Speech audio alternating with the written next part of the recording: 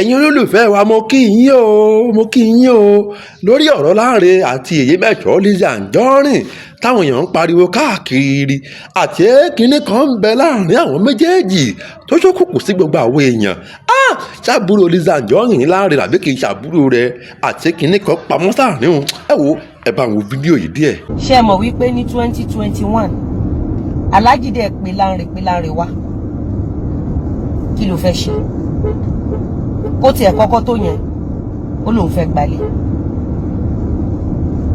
gbalé àwa ní kán lọ bá wálé ńgbà tí wọ́n bá wálé àwa gba àkáǹtì landlord àwa sanwó ilé fún Lanre 2020 sí 2021 yìí ni o ṣe brief pé Lanre dẹ̀ lọ yọ ìgò ti bàbá onílé this same Lanre tán gbé wáyé mi ì mọ àwọn ọmọ ìrí mi rí wọn rí o mò ń ṣàánú wọn ni o mi ò mọ ẹyẹ tó ṣùwọ̀n Lanre ò ní bàbá o Lanre kò ní bàbá o àṣírí lẹ ń gbọ́ lẹ́nu mi lẹ́nu Lanre ò ní bàbá o ẹ jẹ́ ìṣẹ̀lẹ̀ fún mi Lanre wá lọ yọ ìgò tí landlord ta sanwó ilé fún ó dẹ̀ lọ gbowó ilé yẹn padà tí n bá purọ́ ọmọ kan jẹ́ Musibau lówó dé Musibau yẹn àbí ẹ̀gbọ́n ẹ̀ ló bá wa lọ sanwó ilé Lanre dẹ̀ lọ fi ìgò tí màá wá mẹ́sẹ̀jì mi àti ọmọ ẹ̀ jáde ó lọ yọ ìgò tí landlord yẹn ó lọ gba owó ó dẹ̀ lọ fi owó yẹn mú gbogbo. The question is owó tí mo fi bá Lanre sanwó ilé ẹ̀ yẹn ṣé mi gangan jókòó ṣé mo fi jẹun owó tí mo fi bá Lanre sanwó ilé ẹ̀ yẹn ǹjẹ́ mi gangan mú owó yẹn ṣé mo fi ra nǹkan sára ó ní mo fi bá sanwó ilé ẹ̀ lẹ́yìn yẹn ló bá tún dé òun fẹ́ ṣe business Alhaji ní business ló fẹ́ ṣe ó ṣà ní òun máa lọ sí gọ́ọ̀lọ̀ òun máa lọ kó tọ́kí òun máa ṣe Alhaji wa ní iye báyìí ni mo fẹ́ fún ẹ bóyá gbà kọ́kọ́ lọ fi ṣe Alhaji ní gbà kọ́kọ́ lọ fi ṣe ó dẹ̀ gba owó yẹn lọ́wọ́ wa ṣe mọ̀ pé ẹ̀gbẹ́ ilé wa ní Lanre ti fi owó yẹn lọ́jì sí hòtẹ́ẹ̀lì olóṣó tí Lanre gbé tó fi ná owó yẹn tán within 6 days mi ò rírú àgbákò òfurọ̀ yẹn rí this same Lanre àwọn ẹ̀dá kan wà tó bá ń gbowó lọ́wọ́ wọn orí wọn ò ní jẹ́ kó gòkè ọ̀la mo máa ń sọ gbólóhùn kan fún yín wo ẹ̀ka kún gbogbo èèyàn kọ́ lèèyàn ń tọrọ owó lọ́wọ́ ẹ̀ gbogbo orí kọ́ lèèyàn ń tọrọ owó. There are some people when they offer you money don't collect it. That is why I don't collect free money. Ṣẹ̀wárí Àrẹ̀mú man tí wọ́n ń pè ní bàbá ẹ̀ tí ò kìí ṣe bàbá ẹ̀ ẹni kí Lanre jáde kó sọ fún yín pé ẹ̀mélòó lòun ti ná owó ilé máa yẹn ẹ̀mélòó lòun ti ná owó oúnjẹ máa yẹn tí mo kó fún Lanre máa fi ojú máa yẹn rárẹ̀ o Lanre máa báyé máa yẹn jẹ́ o lọ́jọ́ wedding mi ní 2020 àtowó ilé o àtowó ìyàwó ilé o àtowó bàbá ilé o àti júùsì o àtẹran o tí wọ́n ní kí Lanre gbà kó lọ kó fún àwọn fámìlì wa ẹnu ọ̀nà ibi tá ti ṣe wedding ní Lanre ti ta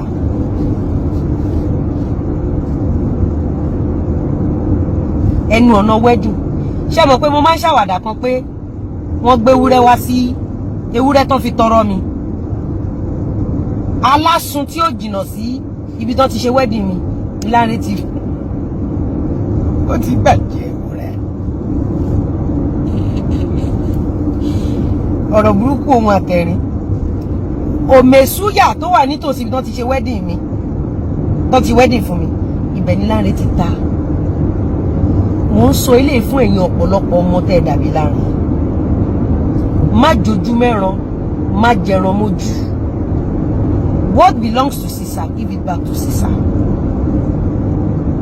tán bá fowó rán ẹ níṣẹ́ deliver n tí ò bá ṣe titi ẹ má mú mọ́ titi ẹ ẹ̀dá tó ràn ẹ́ lọ́wọ́ má rò pé o feel entitled ṣé rántí pé mo máa sọ̀rọ̀ ọ̀rọ̀ burúkú wọn tẹ̀ ṣé rántí pé mo máa sọ̀rọ̀ ewúrẹ́ yẹn wrapping paper tó fi wé gèlè ewúrẹ́ la rí dọ́là àrí complete ewúrẹ́ yẹn kẹ̀dẹ̀ ni wọ́n ló tún lóyún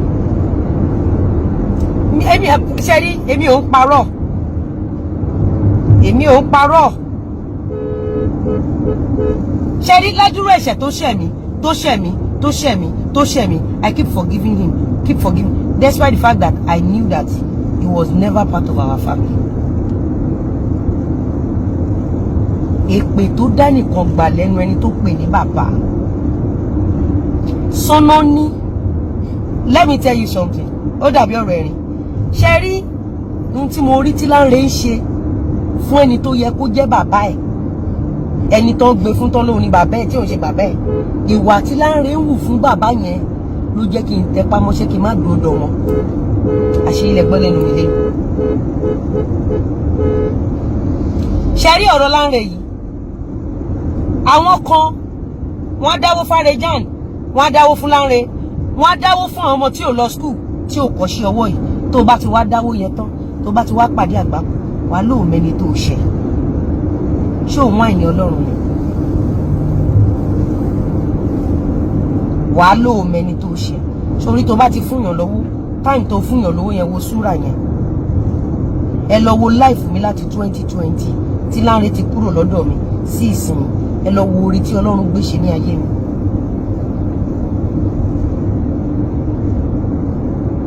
Lanre ò lọ bá Arejan Lanre àtàwọn ọba ńlá jọ wà ní àti Ìyábọ̀ Òjó kò lọ bá Arejan Lanre ò lọ bá Arejan ṣe rí àwọn ọ̀rọ̀ kan wà tá a máa fi ṣe yẹ̀yẹ́ ní tó wà lẹ́yìn ẹ̀fà ó jèjì lọ ṣé o mọ ìtumọ̀ kéèyàn máa ṣiṣẹ́ kó máa jẹun kó dẹ̀ máa fún yín lówó yẹn kẹ́ ẹ fi gbálé kẹ́ ẹ fi raṣọ sọ́rùn kẹ́ ẹ fi jẹun àwọn kan wá ní èmi ni mo lò Lanre bẹ́ẹ̀ bá lé mi mo lò tutọ́lọ́jì ni ẹ lé mi mo lò bí ìgbà tẹ́ ẹ̀ ń rìpíìtì ọ̀rọ̀ ni ṣé o mọ̀ pé téèyàn bá ń fún ẹ lówó ẹni ẹ máa lo kádàrá ẹ o mọ̀ pé òkè lọ́wọ́ afúnni ń gbé o mọ̀ pé ìsàlẹ̀ lọ́wọ́ mo gbà wà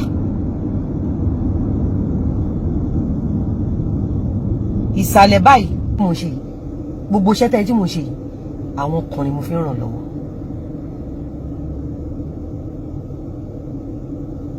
not even my biological daughter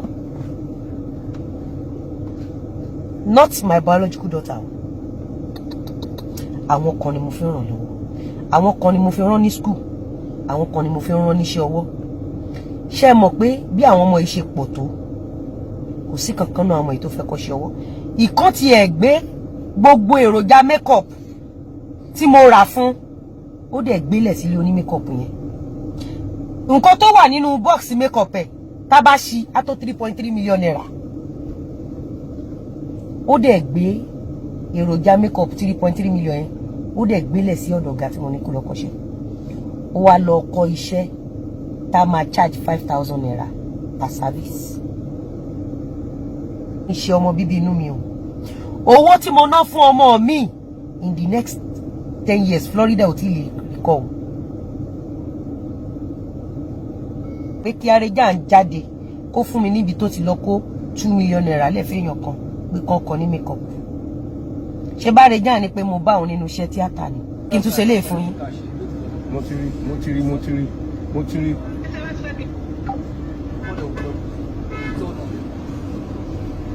ẹ jẹ́ tún ṣe lè fún yín ẹ bá mi já stíkà rẹ̀ kù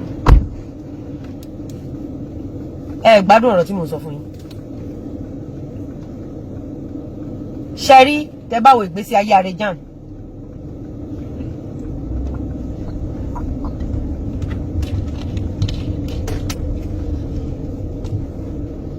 I'm just drinking water just now. Tẹ́ bá wo ìgbésí ayé Arejan ẹ rí pé láti ilẹ̀ ìyá òkun lójú bàbá òkun lójú kò dẹ̀ kí ẹ̀ nípa anybody láti bẹ̀rẹ̀ Arejan. Arejan does not care. Tẹ́ bá wo àwa ta lórí ọ̀fẹ́ ta kàwé Do you know that most of us become graduates because we want to make our parents proud? Did you actually know that? Some of us did not grow up and go to school because of us. Like me now, I become a graduate because I want my mother to have a graduate as a child. Even gẹ́gẹ́ bí ọmọ ẹyọ kan ṣoṣo. You know, I've been promising my mother, Mami, ẹ má worry, mo máa ṣe bí ọmọ ọkùnrin fún yín, ẹ má worry, because ṣé mọ̀, wọ́n believe pé ọmọbìnrin ò lè jẹ́ nǹkan kan láyé. Bí wọ́n ṣe ń tẹ̀ mọ́ mọ́mì mi létí pé pẹ̀lú bó ṣe farúgbó ara bí ọmọbìnrin ló bí. Ọ̀rọ̀ tí àwọn èèyàn ń sọ sí mọ́mì mi yẹn, mo put it upon myself. I become a graduate because of my mother. Because she once told me that tí mi ò bá lọ sí school, mi lè jẹ́yàn. I remember when I was in primary 5, my mother enrolled me where they were learning salon, irun dídì. At primary 6, I remember when I was learning how to make hair. Then that was when they used to do jerry coil. I was in primary 5. Bí mo dẹ̀ ṣe ń lọ kọ́, bí mo ṣe tí n bá ń bọ̀ láti school mo máa lọ kọ́ àwọn tó ń ṣerun. So mo máa kiri ọjà ní Friday, Saturday, Sunday. Owó tí n bá pa ni máa fi sustain ara mi ní Monday to Thursday. Nígbà tí mo máa ṣe tán primary school mi, mo ti mọṣẹ́ dáadáa. Àpótí ni mo fi kọ́ṣẹ́. Àpótí, wọ́n kan àpótí fún mi ni mo fi kọ́ṣẹ́. Mo mọ jerry coil, palming, irun dídì, irun lọ́wọ́ kíkó, kò sí tí mi mọ̀ ṣe. Nígbà tí mo lọ ṣọmọ ọ̀dọ̀ alámàlà,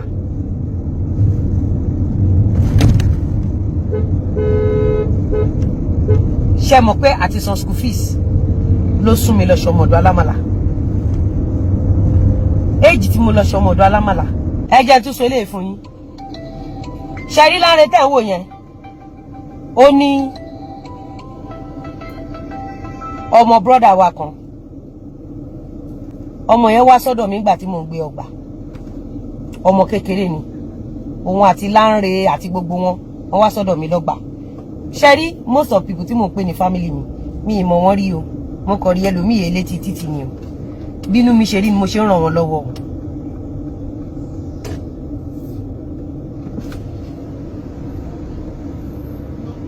Ṣé ń gbọ́ mi?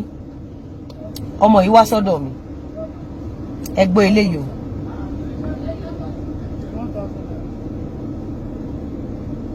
Ẹ wá iná. Ẹ lè wá iná fẹ́ ẹ̀ ní kú. Ṣé ti fún olówó? Ẹ máa gbọ́ o. Ọmọ yìí àtàwọn Lanre wọ́n wá ṣọdún lọ́dọ̀ mi gbà ìmọ̀ gbé lọ́gbà. Ńgbà tó dọ̀sẹ̀ kejì, ìyá wọn bá bẹ̀rẹ̀ sí ní pè. Ọmọ àwọn dà, kàn fọmọ àwọn ránṣẹ́ o. Ọmọ àwọn dà, kàn fọmọ àwọn ránṣẹ́ o. Ńgbà tó di bíi day 3, Lanre fúnra ẹ̀ ló wá bá mi pé àǹtí mi, ẹ jẹ́ kí àwọn ọmọ yìí padà sí ọ̀dọ̀ ìyá bàbá wọn. Torí wọ́n ti ń ro nǹkan mi. Okay. Wọ́n ti ń ro nǹkan mi. Ó dà, kò sí problem. Àwọn ọmọ yẹn ṣàlù bí ọ̀sẹ̀ 2 lọ́dọ̀ mi wọ́n padà. Láti ìgbà tí àwọn ọmọ yẹn ti padà, mi gbọ́ nǹkan kan mọ́. Next thing náà ni pé ọmọ yẹn ti lóyún. Ọmọ yẹn wá text mi ní 6 days ago. Oníwọ̀ ti bímọ. Oníwọ̀ wà ní Libya. Oníkèmí send owó sí ẹ. Audio yẹn wà níbí. Oníkèmí send owó sí ẹ. Kí wọ́n wá láti Libya. Kí wọ́n ná ní Libya. Ó lọ ṣerú ní Libya. Kèmí send owó sí ẹ ní Libya. Ńgbà tó lọ ṣerú ní Libya, kèmí send owó sí ẹ ní Libya. Owó wo ni mo fẹ́ fi sanwó àwọn sales girl mi?